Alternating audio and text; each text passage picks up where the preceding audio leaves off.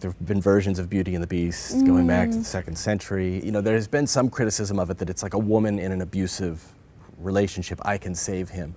I don't really see it that way. I presume you don't either, but why, what do you say to that type of concern, that it suggests to girls, stick with that abusive boyfriend, maybe you can fix him?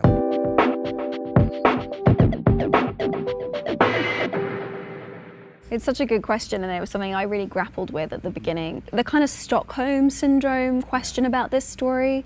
So I did some reading about Stockholm Syndrome. Stockholm Syndrome is where a prisoner will take on the characteristics of and fall in love with, in this sort of really strange way, their captor.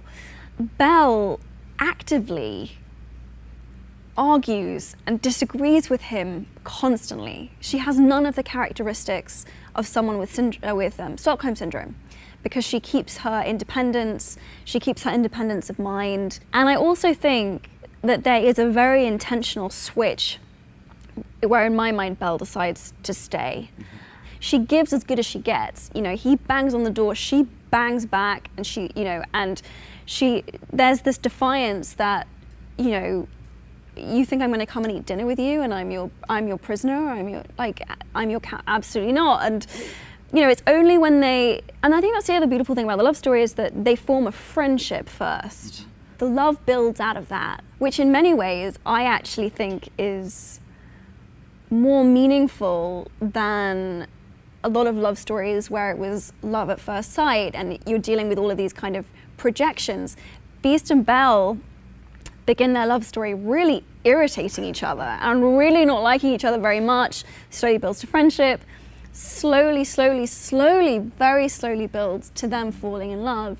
That is a big problem with a lot of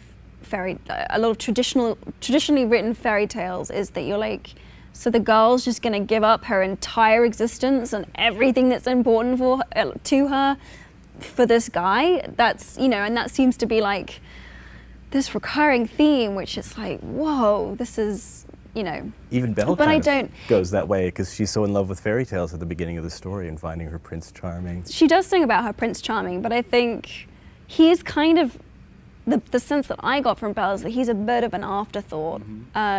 She's much more interested about getting out there and traveling and reading, and I think as well, like, Prince Charming is someone that comes along and understands her. She's waiting for someone that makes her feel understood inside.